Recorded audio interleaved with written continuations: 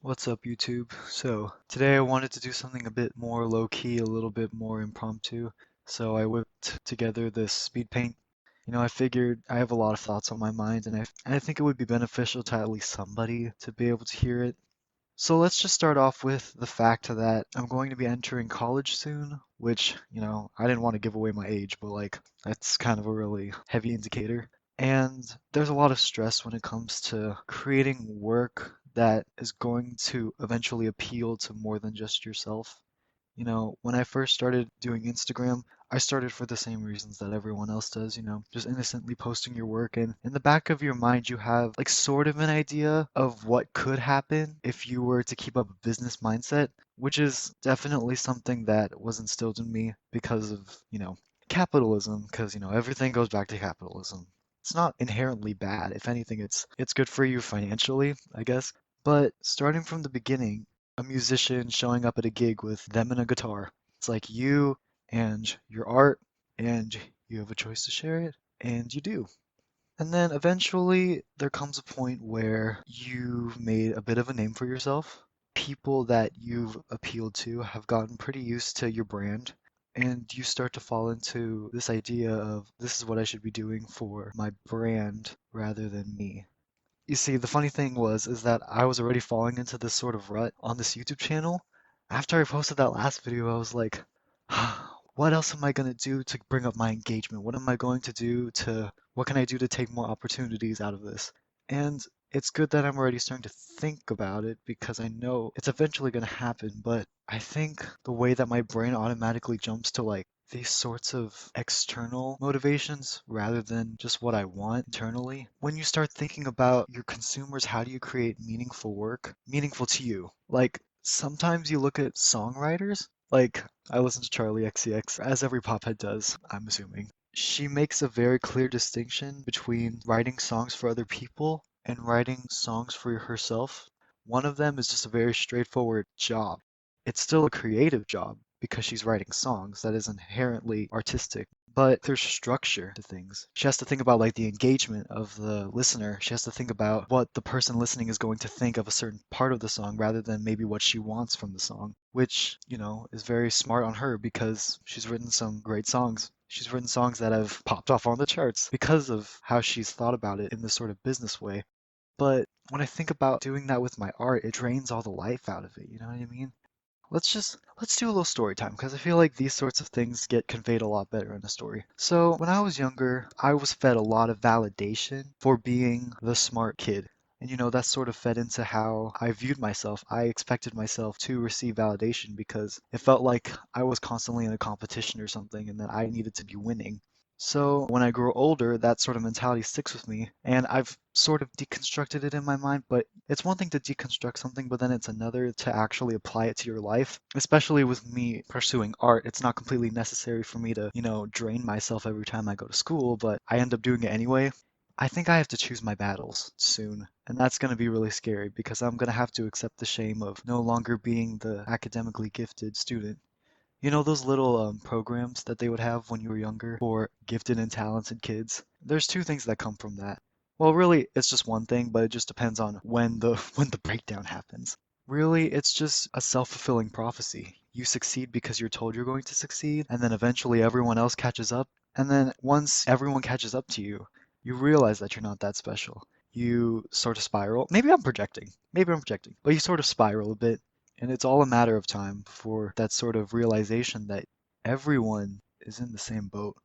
Everyone's in the same boat. We're all cruising along the water, sometimes not cruising, sometimes we're breaking waves, but we're all on the same ship, and a superiority complex cannot save you from a tsunami.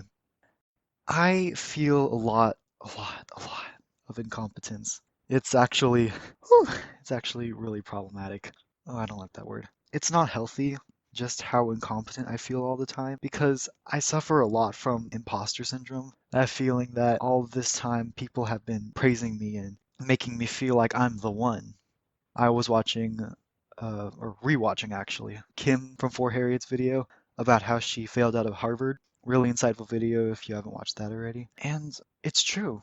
Coming from someone that was the one or was supposed to be the one, I felt like I was supposed to be the one that was gonna go to Harvard for law, or I was supposed to be the one to cure cancer, or, become a doctor or something.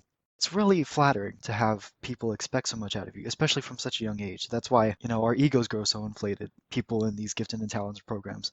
And we get into this idea that we're the one, and then when we're suddenly not the one, or we suddenly feel like our skills are not on par with what people expect from us, it brings on a lot of depression.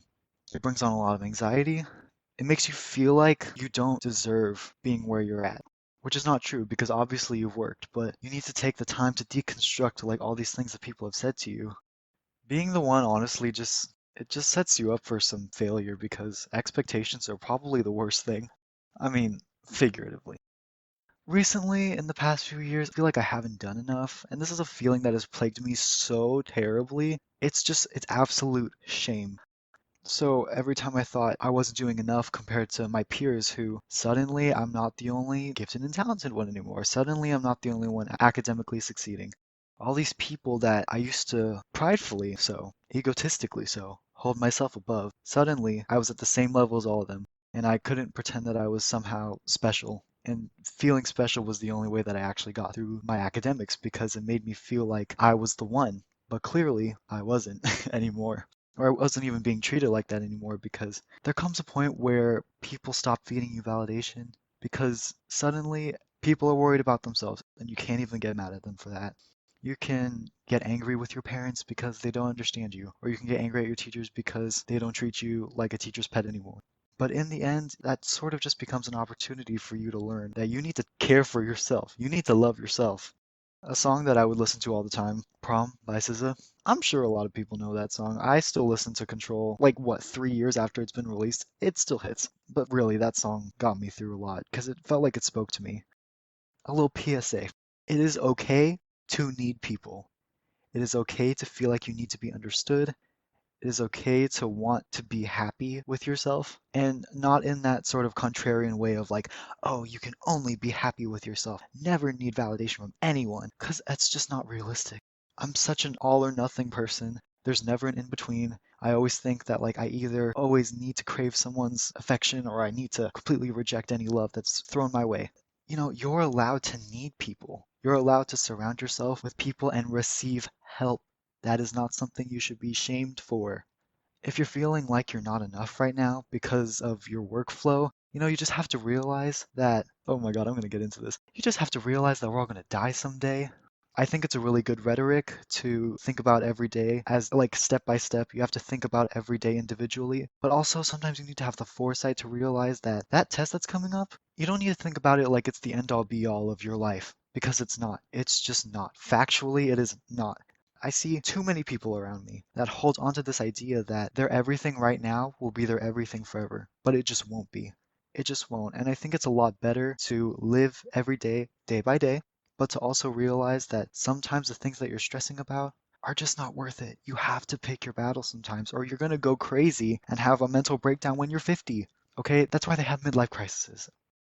I'm going to end this video with this. It is imperative for you to accept yourself and in a way that is accepting every bit of you. And that includes your journey because your journey is a part of you. And if you reject your journey because you think you're going too slow compared to the people around you, you're not going to develop the way that you're going to need to benefit you in the future. You cannot compare your blooper reel to someone else's highlight reel. You have to be kind to yourself. Point blank, period. This has already gone on too long. This is going to be a bitch to edit. Thank you for listening, and I hope you enjoyed this drawing. I'm not too fond of it, but we're getting there. Let's see how fast I can talk. Okay, so like and subscribe if you like this video. Like, comment, share, get that engagement up because I'm a good YouTuber. Call to action. And watch the other two videos if you're interested. Okay, that's it. Bye.